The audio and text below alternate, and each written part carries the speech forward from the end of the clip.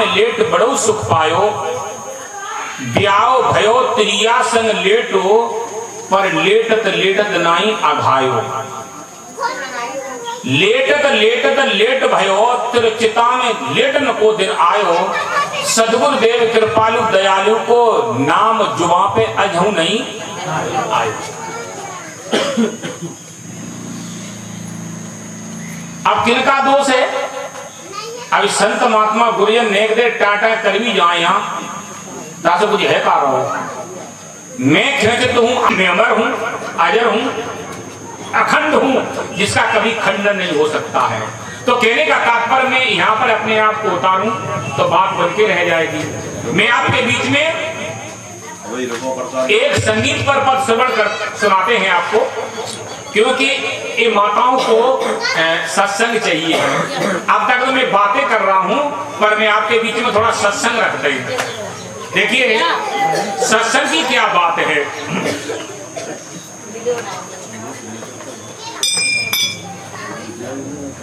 सत्संग की बात यह है, मैं बता देता हूं आपको सत्संग की बात क्या है। बात जब सत्संग में जो सत्य हैं, झूठने वाले हैं, तो हमें इनका संग करते हैं। मैं उसका संग करूं जो कभी मुझसे छूटने वाला नहीं है। वो क्या है? मेरा अपना सत्य स्वरूप है, मुझसे कभी दूर नहीं हो सकता, न मैं उससे दूर हो सकते हैं। तो सत्य संग से क्या मिलता है? सत्य संग से सबको सब कुछ मिलता है। ये छोटे छोटे बच्चे जो बैठे हैं ना, इनको माता थोड़ा इशारा करे, गुरु माँ और पिता इशारा करे, बेटा सत्संग में बैठो, तो बच्चों को सुसंस्कार मिलेंगे सत्संग से। अगर आप सत्संग में लेके नहीं आओगी तो इन बच्चों को संस्कार मिलेंगे। कुछ ही बच्चे ऐसे होंगे जो अंडा नहीं खाते होंगे। हर घरों में अंडा खपता है, मुर्गा मांस खपता है, और जब माता पिता खाते तो बच्चे भी खाते हैं। आज बच्चे अंडा खाएंगे, फिर मछलियां खाएंगे, फिर मुर्गा खाएंगे, बकरा खाएंगे, और ये सब कुछ खाने वाले फिर शराब भी पिएंगे। ध्यान रखना। और जो मांस खाएगा, शराब पिएगा, वो अपने जीवन में कितना सुखी रहेगा? न तन से सुखी रहेगा, न धन से सुखी रहेगा। एक बंदा शाम को आ गया, हम लोग शाम को चर्चा संध्या पाठ चल रहा था आश्रम में, और भोजन आ गया सामने, तो एक शराबी घुसे आया भीतर, और घुस के भूल हो गई। ये बच्चियां लोग चंचल थी, कुछ बच्चे लोग वहां खड़े, भाई कौन गेट बजा रहा, खोल दो। बच्चों ने खोल दिया, और खोला तो देखेगा वो घुसे आओ जो, अब जब आगे पैर ऐसे लपट रहे हैं, अपने आप को बोले बीमारी कौन से आ गई, और लुढ़क करो। अरे मैंने किसको बाहर निकालो, कैसे? नहीं मैं यहीं लेट जाऊंगा। अरे मैंने अपने घर लेटो भाई, ये तुम्हारे लेटने की जगह नहीं है, तुम्हारा दुर्भाग्य है, जब लेटने का अवसर तुम्हें नहीं मिल रहा है। जैसे तैसे बाहर करा तो भाई रोड के सामने लेट गया। अगर हम ऐसी स्थिति में आ गए तो हमारे माँ बाप को पूछो सीना पे हाथ धर के कि तुमने जो खून पसीना से कमाई की है ना, चाहे खेती की हो, चाहे बिजनेस किया हो, चाहे आपने नौकरी की हो, ये एक एक पैसा जोड़ करके आपने संग्रह किया है। अगर पुत्र तुम्हारा ऐसा हो गया तो तुम बुढ़ापे में ऐसे रूप में देखोगे अपने बच्चों को जवानी की स्थिति में शराबी, मांसाहारी, दुराचारी, व्यभिचारी बनते हुए, तो तुम्हारी सारी संपत्ति वो लीपा कर देगा। तुमको कैसा लगेगा? अगर आप उस स्थिति में अच्छे देखना चाहते हैं, अपने बच्चों को हुष्ट-पुष्ट देखना चाहते हैं, अपने बच्चों को सुखी देखना चाहते हैं, तो आज आपसे ही प्रारंभ कर दो खुद। स्वामी विवेकानंद जी कहते हैं बच्चे की पढ़ाई कब शुरू होना चाहिए? तो कहते हैं जन्म से 100 साल पहले। बच्चे की पढ़ाई कौन कह रहा है? स्वामी विवेकानंद जी। हमारे देश भारत के महान विद्वान थे। क्या पूछते हैं? बोले की कथा सुनी होगी आप विवेकानंद स्वामी जी की। वो कहना चाहते हैं कि बच्चे की पढ़ाई जन्म से 100 साल पहले शुरू हो जानी चाहिए। इसका मतलब क्या है? इसका मतलब क्या है? जिनके दादी दादा पढ़े लिखे होंगे वे अपने बच्चों को, क्यों पढ़ाई की वास्तविकता जो हमारे सामने जिनके यहाँ मेरा आसन लगाया है, मैंने कहा नाम नहीं जानता हूं, पर उनकी फोटो लगी हुई है। बेटा कह रहे कि हमारे पिताजी एक फौजी है और एक हमारे भाई है वो दरोगा है। ये फौजी और दरोगा कब बने? जब उन्होंने शिक्षा उपलब्ध की, शिक्षा की महत्ता को, शिक्षा की गरिमा को, शिक्षा की वास्तविकता को और शिक्षा की पराकाष्ठा को उन्होंने महत्ता दी है। इसलिए उन्होंने आज जो उपलब्धि की है, उनका दूसरा बेटा भी वो भी तैयारी कर ही रहा होगा।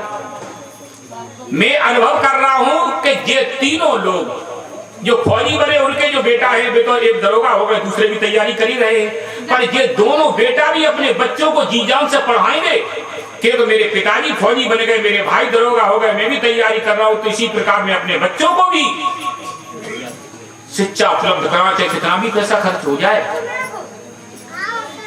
और जब वे अपने बच्चों को पढ़ाएंगे तो सुनेंगे हमारे दादाजी ऐसे थे, हमारे ताऊ जी ऐसे थे, हमारे फलाने ऐसे थे, तो मैं अपने बच्चों को पढ़ाएंगे लिखाएंगे और मैं भी अपने बच्चों के भविष्य को बनाएंगे। तीसरी पीढ़ी की बात कर रहा हूं, तो पढ़ाई शुरू हो गई दरोगा जी से, और मतलब है फौजी से, फौजी हो गए तो फौजी बन गए बाबा दादा, और नाती लोग भी आपको पढ़े लिखे मिलेंगे। ऐसे बंधुओं, हम अपने बच्चों का और बच्चों के बच्चों का भविष्य बनाना चाहे तो मैं अपना भविष्य बनाना प्रारंभ कर दे आगे ही। अहंकार को छोड़ दो, दादाजी बन गए तो दादागिरी छोड़ दो, दादी बन गई तो दादीगिरी छोड़ दो, परंतु दादागिरी हम नहीं छोड़ना चाहते हैं, दादीगिरी हम नहीं छोड़ना चाहते। तुम मेरे बेटा हमने पैदा किया, तुम होते कौन हो? तुम्हारी बात मैं मानू? तुम कह रहे सत्संग में आओ, कैसे आएगा? सत्संग में नहीं आएगा, तुम सत्संग धर रहे तरफ में कुछ और कर रहा हो। ऐसे ही बंधुओं, अगर दादा हमारी दादी सत्संगी हैं, संतों की भक्त हैं, शिष्या हैं, तो वे अवश्य उसके महत्ता को समझ रही होंगी, उसकी गरिमा को जान रही होंगी कि सत्संग करने से क्या उपलब्धि होती है, सत्संग करने से क्या महत्व प्राप्त होता है। तो वे स्वयं तो सत्संगी बनेंगी, अपने बच्चों को भी सत्संग में उतारेंगी, और बच्चे के शादी हो गई तो बहुओं को भी।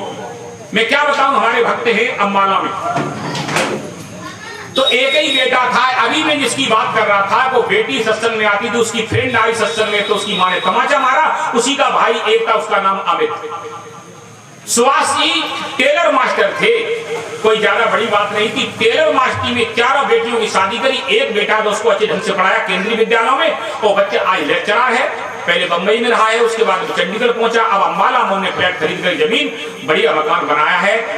और क्या बताऊं, उस बच्चे की शादी हुई तो बहुत देवी लेक्चरर है। सब घर तो सत्संगी था, परंतु शादी भई तो सीधा लेकर के आया आश्रम पर। उसकी माँ और पिता और बेटा लेके आया अपनी पत्नी को कि पहले गुरुदेव के पास चलो, और गुरुदेव के पास आए तो गुरुदेव पहले इनको कंठी दो, इनको उपदेश दो कि हमारे घर में जेई हैं, इनको भी उपदेश दे दिया जाए, हम सब लोग एक से हो जाएं। अगर हम दोनों स्त्री पुरुष एक मत होई और जुग जुग राज करे सतलुग दुख नहीं होई। अगर स्त्री और पुरुष में एकता है, एक मत विचार है, तो समझ लेना हमारे बच्चों में भी अच्छे संस्कार आएंगे। हम आप एकदम इस बात को निश्चय कर लें कि हमारे घर में बिगाड़ने वाले भी हमारे माँ बाप हैं और बनाने वाले भी हमारे माँ बाप, क्योंकि प्रथम गुरु है माता पिता, रक्त बिंद के जो है दाता। वो पति पत्नी दोनों लेक्चरर हैं और एक उनके बीच में बेटा पैदा हुआ, वो इतने फास्ट बात करता है, पढ़े लिखी बातें लगे। तो सत्संगी एक पढ़ाई भौतिक है, दूसरी पढ़ाई आध्यात्मिक है। भौतिक पढ़ाई वाले की भी महत्ता वो जानते हैं, और आध्यात्मिक पढ़ाई के बारे में भी जो माता पिता सत्संगी है तो अपने बच्चों को अवश्य सत्संगी बनाएंगे, और बच्चे सत्संगी बनेंगे तो बच्चे के बच्चे भी सत्संगी बनेंगे, कि जीवन सुख शांति में जाएगा। अगर आपने ऐसा नहीं किया तो मैं क्या कहना चाह रहा था कि बच्चों को सत्संग से संस्कार मिलते हैं बंधुओं, और जवानों को क्या मिलता है? जवानों को ज्ञान मिलता है। जवानों को ज्ञान मिलता है तो ज्ञान से क्या करते हैं? इस लड़की ने एक तमाचा मारा, मेरे कहने से एक दर्द इसमें लगाओ थे ये अपना चित्त खराब करे, दूसरों का चित्त खराब करे, क्यों ऐसा करे? मोबाइल चला रही तो समय बर्बाद करना ठीक नहीं, ध्यान रखना। मैं यहाँ पर चर्चा कर रहा हूं, आप लोग अपनी स्थिति में रहिएगा, दूसरे की स्थिति बर्बाद मत करिएगा। क्या कह रहा था? जवानों को ज्ञान मिलता है, और ज्ञान से क्या क्या होता है? ज्ञान से ही तो जीवन भव्य बनता है। जवानों का दिल दिमाग और इंद्रियां दोनों शक्त होती हैं, और हम जो काम कर ले जवानी में ना, जो कहते हैं कि भजन कर मस्त जवानी में बुढ़ापा किसने देखा है। अगर हमने जवानी में शुभ काम नहीं किए, इंद्रियों से अच्छे कार्य नहीं किए, मन से अच्छी सोच नहीं रखी, और दिल से हमने जिन लोगों के दिल नहीं होता है ना, तमाम धन बना रहे हैं उनके पास, वो दान नहीं कर सकते हैं, तन से सेवा नहीं कर सकते हैं, क्योंकि दिल में है ही नहीं कुछ। जब लग दिल पर दिल नहीं तब लग सब सुख नहाई। जिसके अंदर दिल ही नहीं है वो न धर्म करेगा न कर्म करेगा, कुआ की मेड़ की बन करके और भाई चक्कर काटता रहेगा। जवानों का दिल भी एकदम सख्त होता है और इंद्रियां भी सख्त होती हैं और उसका मान भी सख्त होता है, इसलिए वो कर सकते हैं। और जो जवानी में करते हैं ना वो बुढ़ापे में उनका रिजल्ट आता है। अच्छे करेंगे तो बुढ़ापे में हंस हंस होकर के हंसते हंसते विदा होंगे, और बचपनों में संस्कार नहीं मिले, जवानी में अच्छे कर्म नहीं किए तो बुढ़ापे में क्या होगा? जो बच्चों को संस्कार नहीं मिले, बुढ़ापे में गंदे कर्म किए वो जवानी में और बुढ़ापे में फिर रोना ही रोना है। तो ज्ञानी पुरुष क्या कहते हैं? जब रोते हैं आंख में आंख भर के, तो फिर मैं एक पद सुनाता हूं आप लोगों को। फिर ज्ञानी पुरुष कहते हैं जब रोते हैं कि बच्चों को संस्कार नहीं मिले, जवानी में तुमने अच्छा काम नहीं किया, बुढ़ापे में और क्या रह गया है? तो क्या कहते हैं?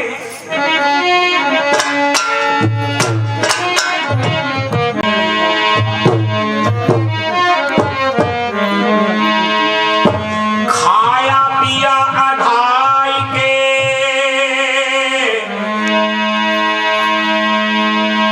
खाया पिया अधाई के, सोया पसार, भौंदू तो जानत नहीं, को हमें को संसार। ज्ञानी पुरुष क्या कहते जब रोते हैं? सदगुरु कबीर साहब ने कहा जब मैं रोया तब तुम संभाला, कई कारण अब मोए रोवावा। जब मैं तुम्हारे लिए रोया, तुम्हारे लिए चिंतन किया, तुम्हारे लिए दौड़ दौड़ करके आया, बहुत समझाया, बहुत समय हमने अपना खोया, तब तुमने अपने आप को नहीं संभाला। और जब तुम दलदल में फंस गए अपने कुकर्मों के कारण, अपने दुष्कर्मों के कारण, तब तुम रोते हो आंसू बहा करके, तब गुरुजन का हृदय बड़ा करुणा में होता है, वो भी रोते हैं। तब कहते अब काय कारण तुम मोए रोवावा, अब क्यों रोआ रहे हो? तो क्या कहते हैं वो? रोता क्यों,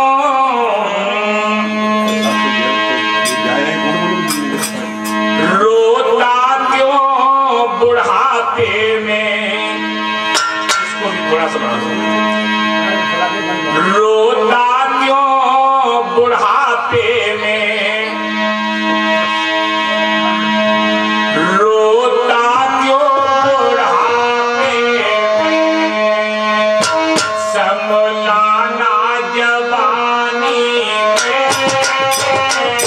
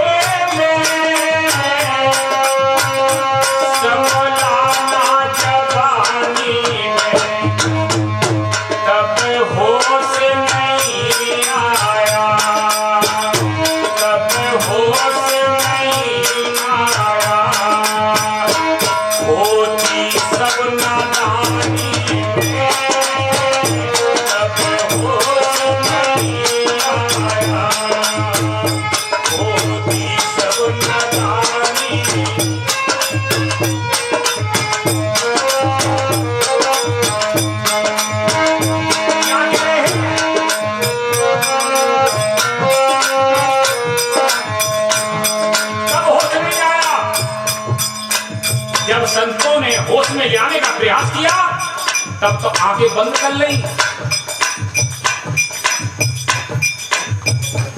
कल परसों हमारे आश्रम पे हमारे साधु मूर्ति फोन कर रहे थे और कह रहे थे गुरुजी आपको एक चीज दिखाएं। बोले दिखाओ। तो उन्होंने वीडियो कॉल करके वो दिखाया कि फूल खिला था गुलाब का, देखो कितना अच्छा फूल खिला है। बोले बेटा ये फूल तो देख लिया तुमने खिलता हुआ, ये आश्रम में खिला है।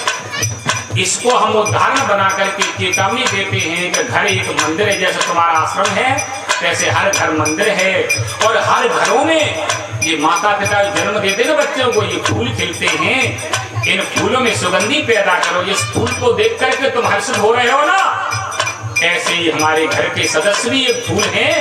एक फूल दूसरे फूल को देख करके हर्षित हो जाए, खुश हो जाए, और उसमें ज्ञान की सुगंधी भर दे, प्रेम की सुगंधी भर दे, हाय हाय क्या पूछते, पूरा घर महकने लगेगा, मंदिर बन जाएगा। परंतु गुरुदेव कबीर क्या कहते हैं,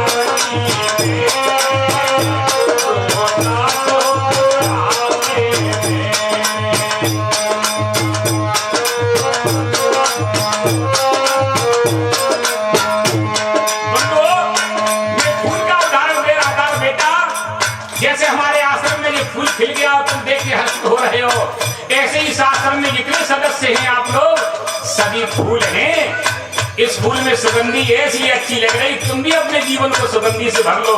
वो सुगंधी क्या है? प्रेम, भक्ति, ज्ञान, ये है सुगंधी। और अपने भक्त लोगों को भी प्रेम का पाठ पढ़ाओ, ज्ञान रूपी सुगंधी भर दो। फिर उन्होंने कहा गुरुदेव ये फूल मालूम कैसे खिला है? बोले कैसे खिला है?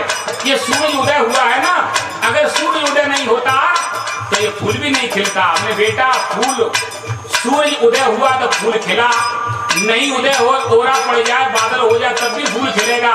परंतु ध्यान रखना इस जगत में जैसे सूर्य उदय होता है, इसी प्रकार जब सूर्य उदय होता है तब चमगादड़ अपने बच्चों से कहता है बेटा अब रात्रि हो गई, सो जाओ।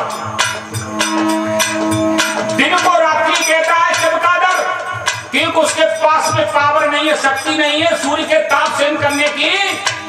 और चमगादड़ अपने बच्चों से कहता है अब तो रात्रि हो गई, सो जाओ। ऐसी चमगादड़ मत बंधु,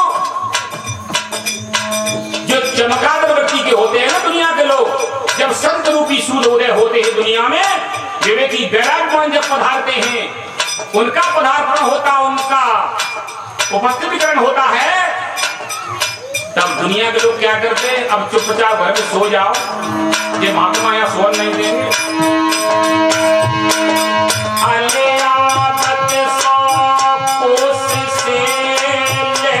सुमन की बात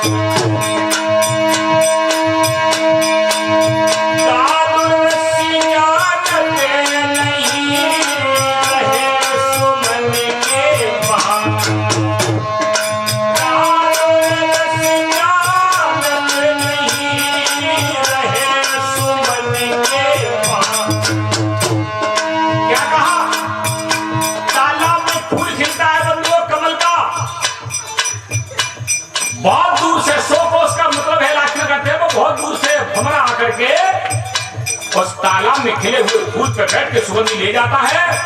पर उसी तालाब में रहने वाला बंधु कौन? दादुर कहते मेढक को उसी तालाब में रहता और टर टर टर टर करता है, पर उसे पता ही नहीं मेरी खोपड़ी में क्या खिल रहा है। ऐसे ही दूर दूर से भक्त आकर के लाभ ले सकते हैं। ये शरीर की जगह नहीं कभी है, आपके पड़ोसी इतने कहीं जगह नहीं बनेगी, बोले यहाँ रहने वाले मेढक को पता ही नहीं कि यहाँ क्या हो रहा है।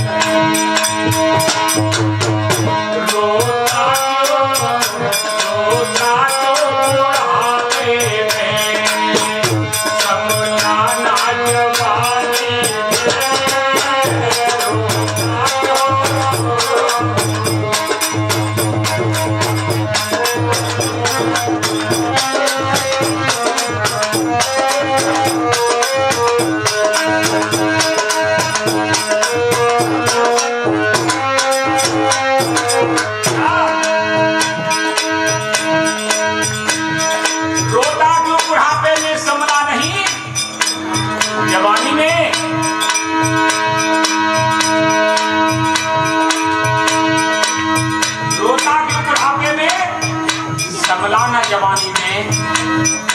कितना बढ़िया है।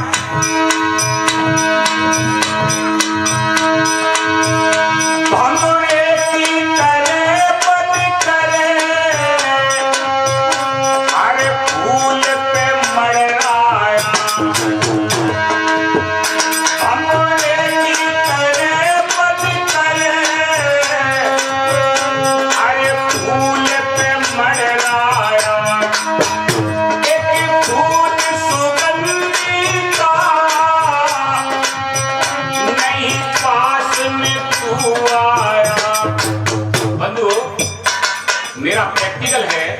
अभी कल परसों का ये 10-10, 12-12 साल की लड़कियां और लड़के आपसे ही बात कर रहे हो, जान तुम किधर जा रही हो, जानू इधर आओ। और देव लड़की ने उतारी चप्पल, जानू के जाल में एक गिर गई।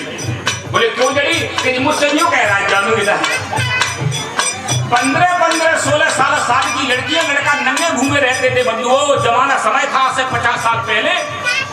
और आज 10-10 साल के लड़का लड़की जानू किसकी देन है? जो मोबाइल की देन है। जहाँ में तुम बड़े बड़े तमाशे देख लो और जिन तमाशों को हमारे माँ बाप उन बच्चा को पकड़ा देते, लो बेटा तो मौज करो। पर ये पता नहीं कि अम्मा तो पहले लला की ऐसी की तैसी कराई रही है और लली तो ही रही बाकी। अब शादी भाई 20-25 साल में अब नहीं बन पा रही बात। अगर ने कभी अगर उनने तन्न मन कर गई तो तुम जैसे छोड़े आए हम 360 पीछे। अगर नेबू तुमने कान मंटा लगाई तो धर्मशाला जे चले और नेब उनने कद्यू गई तो 100 नंबर या 112 नंबर पे हलो हाय हो। कहाँ पे? मैं यहाँ पर हूँ, सुनील के घर जो सत्संग हो रहा है बगल में रह रहे थे। यहाँ चले आप सर, क्योंकि मेरे आदमी ने वो उठा के पटक दिया।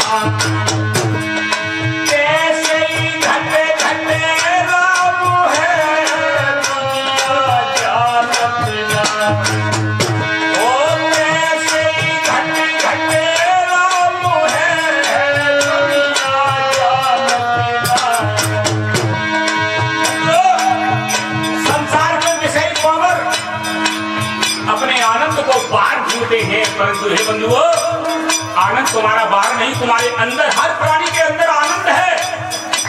एक महिला पुरुष में आनंद ढूंढती है और पुरुष महिला के अंदर आनंद ढूंढता है, पर कोई किसी के अंदर आनंद नहीं किसी का। अगर दूसरे का आनंद दूसरे में होता तो फिर क्या पूछते? हर प्राणी का आनंद अपने अंदर है। ऐसे ही हम राम को, ईश्वर को, परमात्मा को, ब्रह्म को बाहर खोजते हैं, परंतु जातना में अपने आप के राम की जानकारी हो जाएगी ना। मृगा की कस्तूरी में सुगंध आती है और कस्तूरी कहाँ होती है? नाभि में बताते हैं। देखी सुनी नहीं है पर सुनाई सुना है, देखा नहीं है। तो कस्तूरी मृग की नाभि में होती है और सुगंध आती, पर मृग बाहर ढूंढता है कहीं अंत से आ रही है।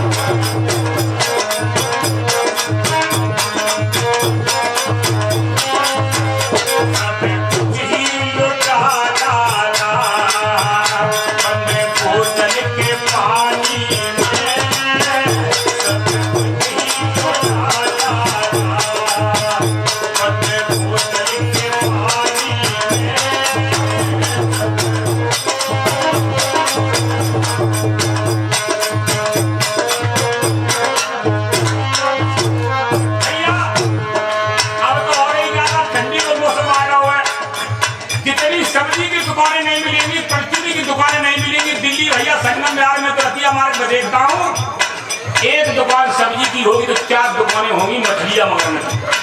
अंडे की तो बातें अलग है। और ठेका जब भुनिया ना इतने के तो सौभाग्य जग जाते हैं। वे कहते हैं महाराज मौसम नहीं बनता है, ये सर्दी में अगर मौसम बन गया तो जिंदगी का पर्व ना प्राप्त हो गया। एक गरीब आदमी अपने घर में से सब्जी लेने गया। उनकी देवी ने कहा घर में बच्चे बैठे भूखे, सब्जी बनानी है, ये पैसा ले जा 100 रुपया और सब्जी ले आओ। तो शांति नगर से सब्जी लेने के लिए पहुंचा, आशाबाद चौराहे में जाएगा और भारत टोकी जी में खुलेगा ठेका। बारी के सब्जी भुजी बाद में देखेंगे, पहले मौसम बना ले। 100 रुपया दिए, एक पौआ पी लिया, मैं एक जेब में डाल लो। नेक और आगे बढ़ोस तो मंदिर पड़ता है, मां मंदिर के पास में वो पकौड़े वाला खड़ा रहता है कि भाई पता है या तो चौराहे की तरफ से आएगा या इधर से जाएगा। पकौड़ी वाला और चटनी बाकी बड़ी मस्त होती है। बनाने पहले मौसम का बाद देखेंगे। एक पौवा तो पियाई का कुछ आ गया तो दूसरा जेब में से निकाला, वो भी पी लिया और मौसम इतना बढ़िया बना सो मई जवान। और पकौड़ी ले चुका पहले, पकौड़ी मिगौड़ी जो भी है, और खटाई कितना में 1 दोना चटनी और 1 दोना में पकौड़ी। बानी की पहले मौसम तो बनेगा, खाने की तैयारी जैसी तरीके से चढ़ाई। जैसे कल बंदा आ गया शादी लुढ़क गया, वही आसम में होश नहीं, ऐसे बहुत बेचारे को होश नहीं। और पकौड़ी धरी अलग और चटनी अलग, कहीं हाथ पसार रहो जो हम दोनों बस। एक गधा आ गया तो गधा ने आए कि पकौड़ी खा गया पर पकौड़ा छोड़ गया। पकौड़े के बदले में क्या छोड़ गया? गधा ने नींद कर दी। फिर पकौड़ी थोड़ी नहीं छोटी आती और फिर थोड़े ने जब नशा उठेगा तो बाने कई मेरी पकौड़ी कितने नहीं। सो हाथ आधे नशा में आधे बाव में थोड़ा उछक गया, माता जी बाद में करती और ऐसे करके जो ऐसे हाथ डाल रहा हो जवान, सो फिर पड़ गए पलने। फिर पकौड़ी तो गायब हो गई, वो तो खाएगा पर बड़ी बड़ी सी हाथम पड़ी और नशा में जो भी है तो वो गाली दे रहा, कह रहा था दुष्ट बेईमान, पैसा पूरे लेता है, न इसमें नमक है न मसाला है न मिर्च है, कुछ भी नहीं है।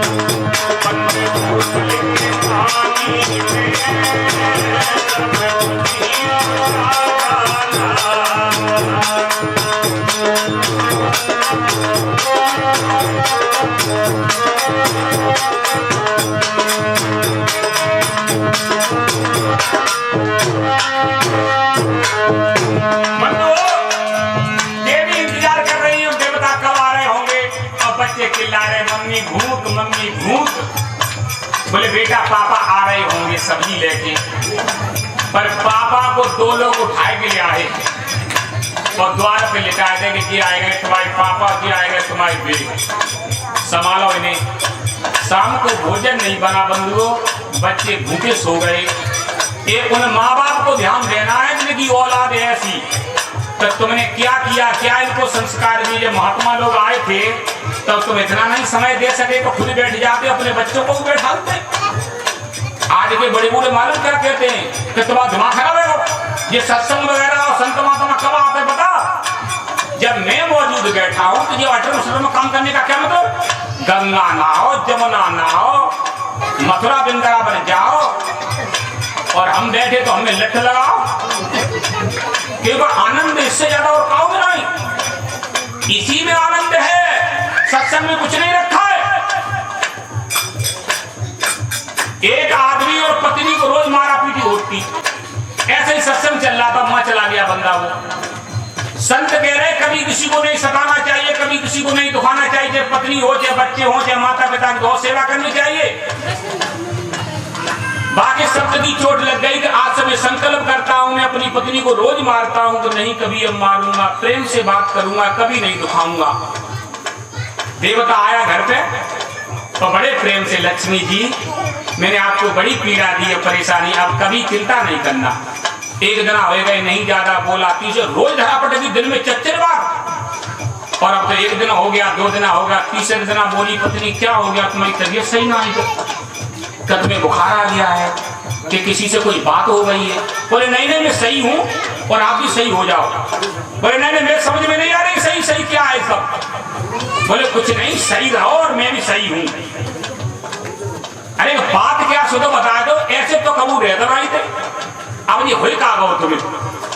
बोले जो हो गया है बहुत पहले हो जाना चाहिए था। हमें सदगुरु संत मिल गए, उन्होंने हमें अच्छी शिक्षा दी, बढ़िया मंत्र दिया, मैं उसका इस्तेमाल कर रहा हूं, अपने जीवन को बढ़िया बना रहा हूं, और तुम के बनाना हो तुम भी बना लो। तो देवी मालूम क्या कह रहे हैं? देखी वाली लोमड़ी भौरे पे डंड कर रही है, 9 से मुंह से खाए बिलैया हज करने जा रही है। हमें पता है तुम क्या करने जाते हो रोज रोज, और इसीलिए मुझसे बात नहीं कर रहे हो। साहू चोर का ये बेचारा जैसे अब तैसा संसार, चोटा वो सब चोटा दिखते हैं, साहूकार वो सब साहूकार दिखते हैं। प्रधानमंत्री पंडित जवाहरलाल नेहरू जिस समय अपने समय प्रधानमंत्री थे ना, उस समय किसी हॉस्पिटल में गए और हॉस्पिटल में माया करने के लिए, भाई किस ओपीडी में कौन सा काम चल रहा है, कहाँ दूधपन है, कहाँ सत्ताई है, तो चलेगा जब पागलों की ओपीडी थी। तो पागलों की ओपीडी को देखा तो कोई पागल जंजीर से बंधे हुए हैं, कोई हंस रहे, कोई रो रहे। तो एक पागल थोड़ा ने होश में कहने लगा आप कौन हैं? तो पंडित जी कहने लगे मैं भारत का प्रधानमंत्री पंडित जवाहरलाल नेहरू हूं। बोले अच्छा? बोले हाँ। तो बोले यहाँ जितने लोग आगे ऐसे ही बोलकर यहीं भर्ती हो जाओ, सही होके जाओगे। क्योंकि मैं भी पहले ऐसे बोलता था और भी सब ऐसे ही बोलते हैं बंधुओं। पंडित जी को, पंडित जवाहरलाल नेहरू प्रधानमंत्री जी को पागल अपनी पंथी में देख रहा था कि मैं पागल हूं तो ये भी पागल है। संभलाना जवानी, संभलाना जवानी,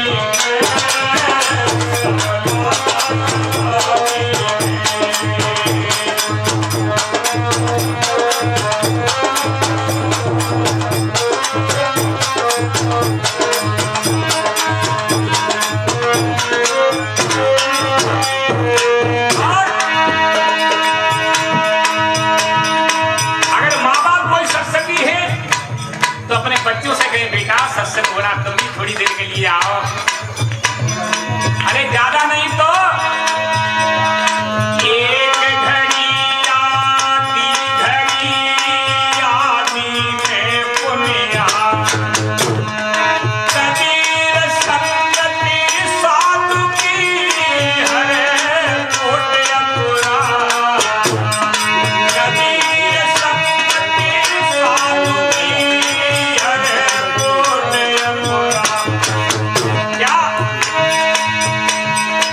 सत्संग ने तो पति देव से कहेंगी देवता जी आप भी आ जाओ। अरे तो सत्संगी बनी तो पता है मौसम बनाना और देवता सत्संगी देवी से कहे कि आप आ जाओ तो ये पता है माने क्या होता है? चूड़ियों का से डंडा से लेके चलती देवियां। तुम शाम को जब मौसम बनाओगे तो मैं बच्चों को क्या खिलाएंगे, इसलिए एक बेलन तो हम तैयार कर ही लेंगे। सो बेलन के चक्कर में पेलन रह जाती पूरा पेट।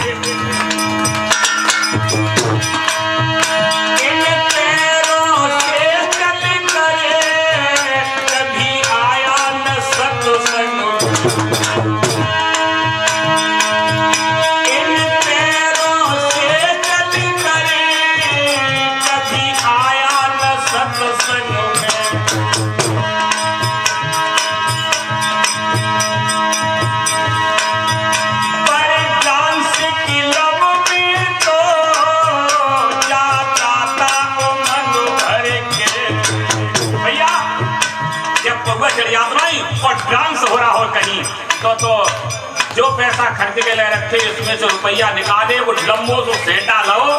मैं छोटा था तब देखते थे बेबियां नोटक छोटा था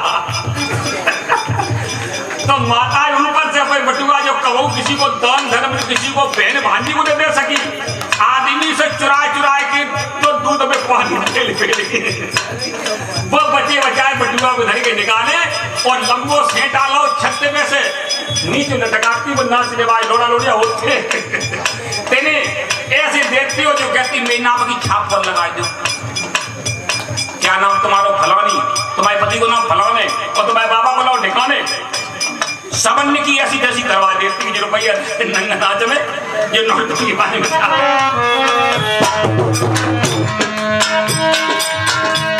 ऐसे बंदों में खर्च कर सकता है प्राणी पर सत्संग में दान धर्म परोपकार में सेवा भक्ति में इन पैरों से चल करे कभी आया न सत्संग में पर डांस की लब में तो हो जाता था मन भर के पर डांस की लब में तो जाता था मन भर के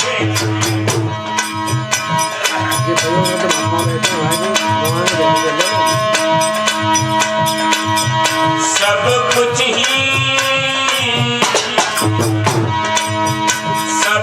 ही लुटा डाला। मैं अपने बचपने की याद कर रहे हैं जब नाचने वाली नौटंकी बाजी ऐसी लड़कियां नचती थी ना उनको पत्नियां कहती थी तो मालूम क्या करती स्टेज में खड़ी हो किसी ने पैसा दे रहे ऐसे करती लाखों खड़े दिल कोई पे लागू ऐसे लाखों खड़े दिल कोई पे अब सुनी के बैठे पैसा दे रहे तो इधर उधर नहीं लाखों खड़े दिल कोई पे अब लोग का देखा तो दुनिया की भीड़ है जो पत्निया की नजर नहीं कर जाए लाखों लोग का है पर इसकी नजर मेरी तरफ है मुझसे ही इसकी नजर लग गई है। भाई मैं बड़ा सौभाग्यशाली बस ये बढ़िया है रुपया दे सुधे परंतु वहां बगल में होकर के महात्मा निकले जा रहे थे भाई क्या पूछते हैं क्या सुंदर भजन है लाखों खड़े दिल तोई से हे प्रभु हे परमात्मा हे परवरदिगार हे मालिक हे अल्लाह हिंदू हो तो हे परमात्मा हे ईश्वर मुसलमान निकल रहा हो तो जो कह रहा अरे वाह क्या बोल रही हो लाखों खड़े दिल तो इस लागो हे अल्लाह मियां दुनिया के संसार में बहुत से लोग खड़े पर मेरा दिल तुझसे लगा हुआ है। साधु ऐसे कह रहे हो तू कह रही है लाखों खड़े परंतु जिका कह रही है ये इसका इशारा समझना वो भीतर से नहीं हो कह रही है दाढ़ी के ऐसा ही मत रहिए इतने को भी टका देंगे तो इतने वो कह रहा मन में अंदर से नाचने वाली कह रही है तू ऐसा ही मुझे देते रहो ऐसे ही लुका लुटाते रहो पर तेरे घर कुटुंब परिवार बच्चों को मैं एक कण के लिए उसका ये इशारा है कि एक कण के लिए मैं तुझे बर्बाद कर दूंगी तुझे भटका दूंगी। समझ रहे क्या कह रहे ये इशारा अलग अलग विचार होते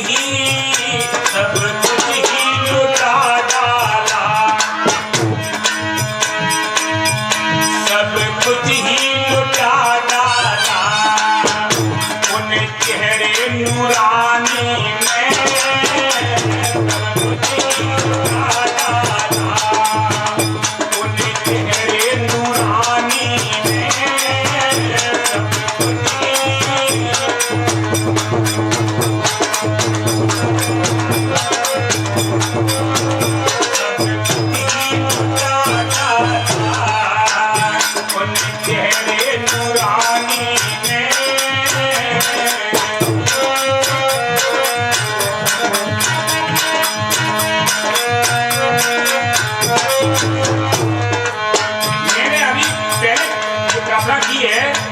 में जो नेत्र विषय है, नेत्र का विषय कौन सा है? रूप। हमने किसमें लुटा दिया अपने आप को? रूप विषय में। पहले नौटंकियों में साक्षात स्टेज पे उनमें लुटाते थे, पर आज तो खत्म हो गई। अब टीवियों में, मोबाइलों में रूप देख देख के लोग अपने चित्त को भंग करते, अपनी स्थिति भंग करते, अपनी इज्जत सम्मान को भंग करते, अपने चरित्र को भंग करते हैं और अपने जीवन को, अपने पैसे को, अपने परिवार को, अपनी इज्जत को, अपने सम्मान को और अपने माँ और बाप को, सबको बर्बाद कर देते। बंधुओं, ये है विषय की बातें। अगर इन पर आपने ध्यान दिया तो आपका घर मंदिर बन जाएगा, आपका घर तीर्थ बन जाएगा, आपके घर के रहने वाले सब देवी और देवता बन जाएंगे, आपके जीवन में परम सुख की उपलब्धि हो जाएगी। अगर आप चाहते हैं, बताइए कितने लोग चाहते हैं ऐसे जीवन बनाना अपने घर में? कितने लोग अपने घर को स्वर्ग बनाना चाहते हैं, अपने घर को मंदिर बनाना चाहते हैं, अपने घर में रहने वाले देवी देवता को कितने लोग चाहते हैं अपने मंदिर? बताइए तो मैं अपनी अम्मा की समय हाथ उठा के बताओ कौन कौन चाहता है? ये देवियां कोई नहीं चाहती है। नहीं नहीं, मौसम बना के आइए राजा साहब, तब वही बात बनेगी झूठी। आप क्या कहते हैं?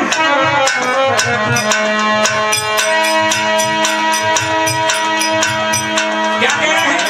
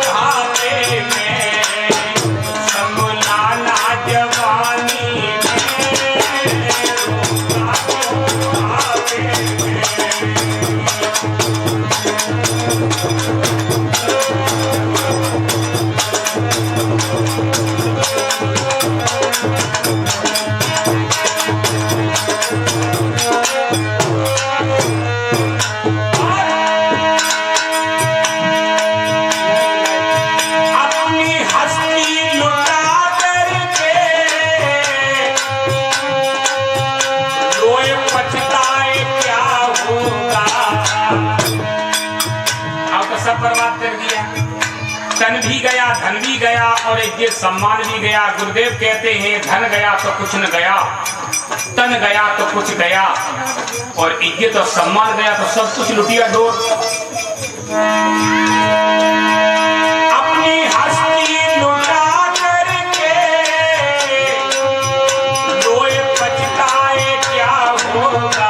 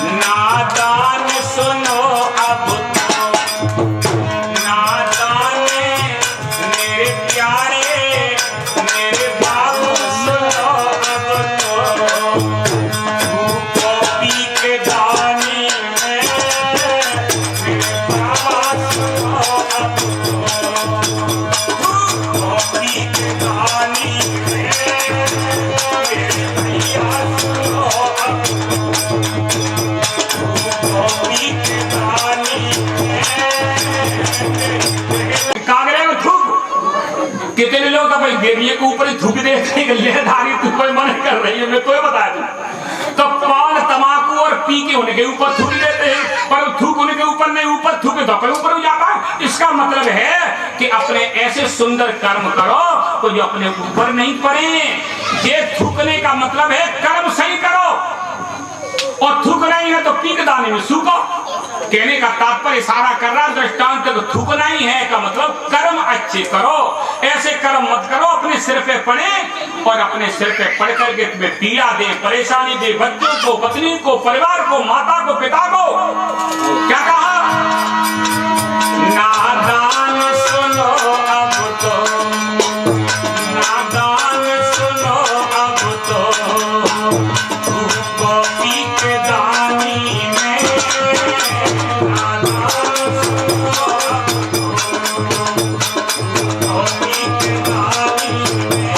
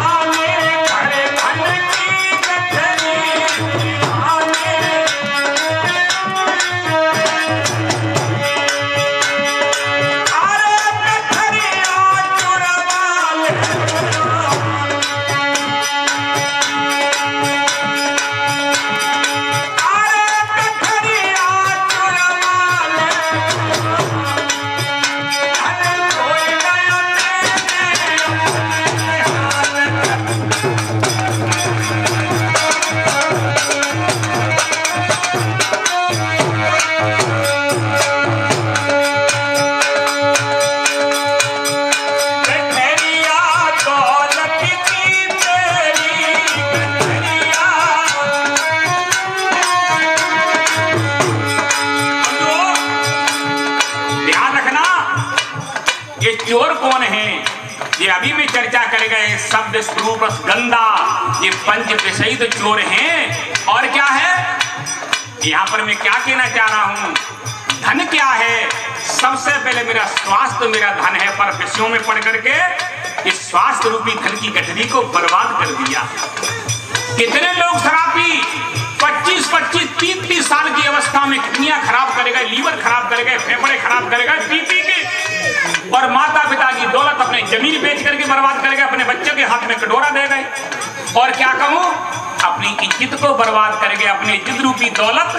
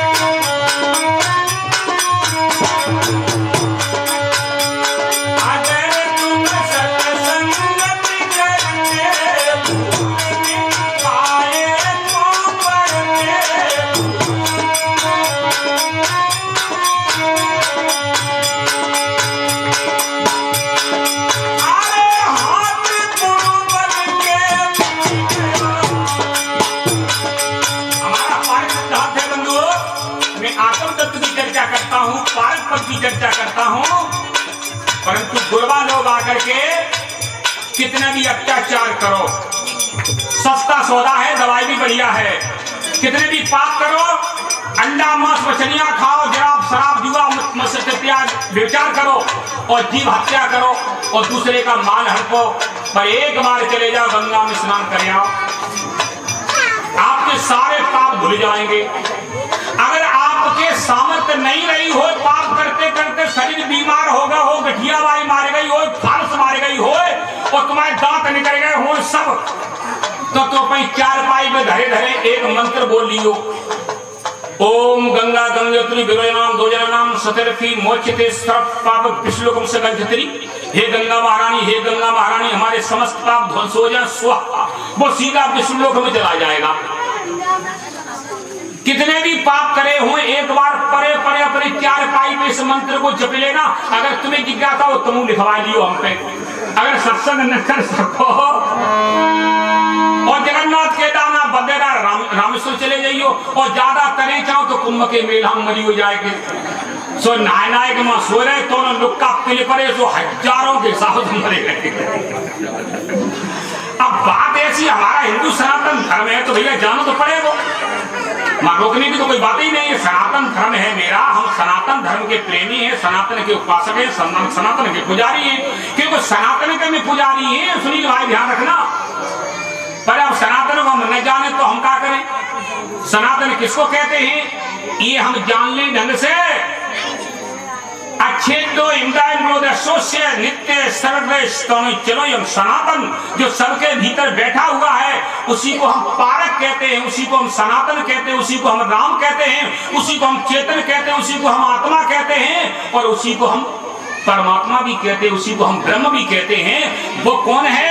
वो आपकी सबकी अपनी अंतरात्मा है, जिसके निकलने पर शरीर धराशायी हो जाता है, जिसके निकलने पर शरीर मुर्दा हो जाता है। और आप जो कहो कि महाराज जी आप ही ये बात कह चले जा रहे हो, कोई और तो नहीं कह रहा हो, भगवान कृष्ण ने तो नहीं कही जवाब, राम जी तो नहीं कह रहे जवाब।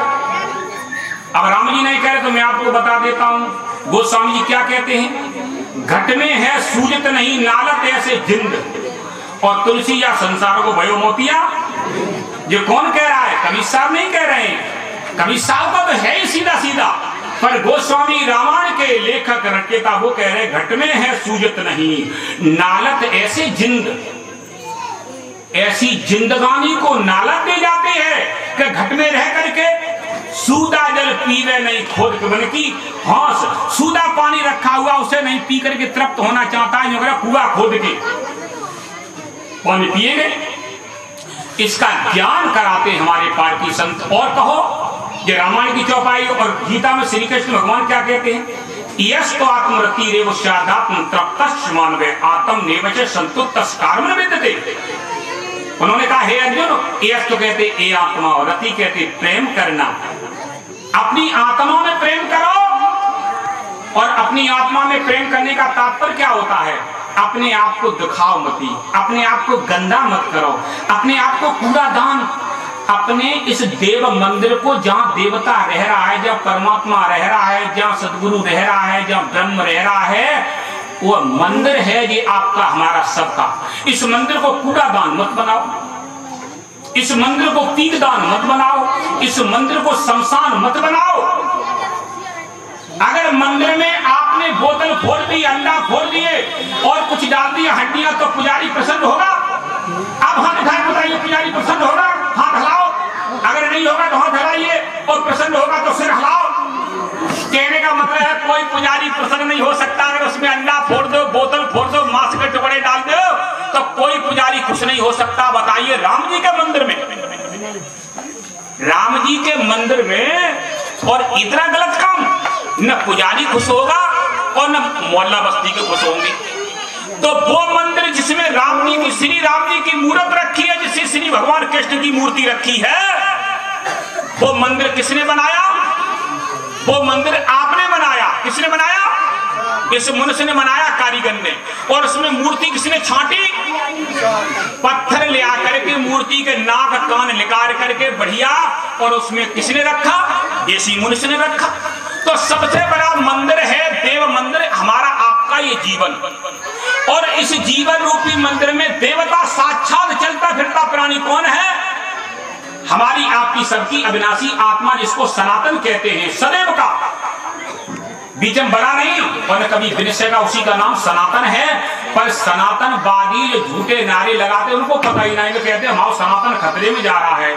हमारा सनातन ऐसा कमजोर नहीं है जो खतरे में चला जाए। सनातन मतलब सदैव का है कि बीच में न बना, न कभी बिगड़ेगा, न इसका खंडन हो सकता है, न इसका विखंडन हो सकता है। नैनम छिद्दन्ति शस्त्राणि नैनम दहत्पावका न चैनम किलदन्त्यापि शोषति मारता। नहीं तो इस आत्मा को अस्त्र शस्त्र काट सकता है, न अग्नि जला सकती है, न पानी गीला कर सकता है, न हवा सुखा सकती है। अशोष्य नित्य सर्वतः स्थाणु चिरोयणम सनातन, ये सदैव का है सनातन, इसको कहते भगवान कृष्ण। और क्या कह रहे हैं? यस्त आत्मरति रेव, यस्त कहते आत्मा, रति कहते प्रेम करो। अर्जुन अपनी आत्मा में प्रेम करो, और यही सदगुरु कबीर सिखा रहे हैं। हृदय बसे राम न जाना, कहे कबीर खोजे आसमाना। आसमान में खोजता है, पूर्व पक्ष में खोजता है, गंगा जमुना में खोजता है, मथुरा वृंदावन में खोजता है। जाइए मथुरा वृंदावन जाओ, हरिद्वार जाओ, और आप इलाहाबाद जाइए, जहां मतलब है का प्रयागराज में खूब जाओ, देश साधने के लिए जाइए, भ्रमण करने के लिए जाइए, जलवायु देखिए, संत महापुरुष मिले उनके दर्शन कीजिए और उनकी सेवा कीजिए। और जहां पर कोई दर्शनीय चीज उसको देखिए, कुछ अच्छी चीज लेके आइए, मन शुद्ध करके आइए, कुछ छोड़ के आइए, विकारों को अच्छाइयां लेके आइए। मैं नहीं कर रहा हूं, पर ये काम हम नहीं करते हैं तो भगवान श्री राम के हम पुजारी हैं, भगवान कृष्ण के पुजारी हैं, अन्य महापुरुषों के पुजारी हम बनते हैं और काम करते हैं खराब। इसलिए उनको बदनाम मत करो, न राम को बदनाम करो, न कृष्ण को बदनाम करो, न आदि बुद्ध को बदनाम करो, और न सदगुरु कबीर को बदनाम करो। जो उन्होंने कहा है सेवा करो, सेवा को ही भक्ति कहते हैं। ठीक है, भक्ति किसको कहते हैं? सेवा को। सेवा किसको कहते हैं? आज्ञा समनसो साहेब सेवा। सो प्रसाद जिन पावे देवा। यानी साहब के आदेश का पालन करना ही सेवा, रामायण की चौपाई है। साहब के आदेश का पालन करना ही सेवा है। रामायण में कम से कम 15-16 जगह साहब शब्द आया है। याद रखना, प्रभु तर कब डार पर टेकी आप समान तुलसी कहूं राम से साहब सीने धान। गई बहोर गरीब नवाली सरल सब सावर और राजू हों कावत सब के राम से तो बात साथ सीता नाथ से सेव। इसी प्रकार के 15-16 सब जगह आया है साहब शब्द। और साहब कहते बड़े को साहब कहते, स्वामी को साहब कहते, इष्ट को। तो बंधुओं, उन महापुरुषों को आप बदनाम मत करो। जो उन्होंने कहा है उसका अनुसरण करो, उनके आदेश का पालन करो, उनकी मजाक मत बनाओ। जो उन्होंने कहा उन पद चिन्हों पे चलो, अपने जीवन को भव्य बनाओ, अपने जीवन को बढ़िया सुंदर पवित्र बनाओ। और अपने को पवित्र बनाता है, अपने में प्रेम करता है, वो कभी किसी दूसरे प्राणी को नहीं सता सकता है, कभी किसी दूसरे प्राणी को कष्ट पीड़ा न तन से, न वचन से, न मन से और न तन से कभी दे ही नहीं सकता। क्यों? उसको बोध हो जाएगा जो मैं अविनाशी आत्मा हूं, वही समस्त प्रकृतों में, वही मेरा सुजाति बंधु रमैया राम रम रहा है। मैं किस पे, सदगुरु कबीर साहब ने कहा है, बिगड़ाए और को बिगड़ो नहीं बिगाड़ो, घाव काय पर घालू जिद देखू तुद प्राण हमारो। और भी कितने सरल दादा भाई बाप का लेका चरणों हुई बंदा, अब की पुरिया जो निर्वार सोजन सदा आनंदा।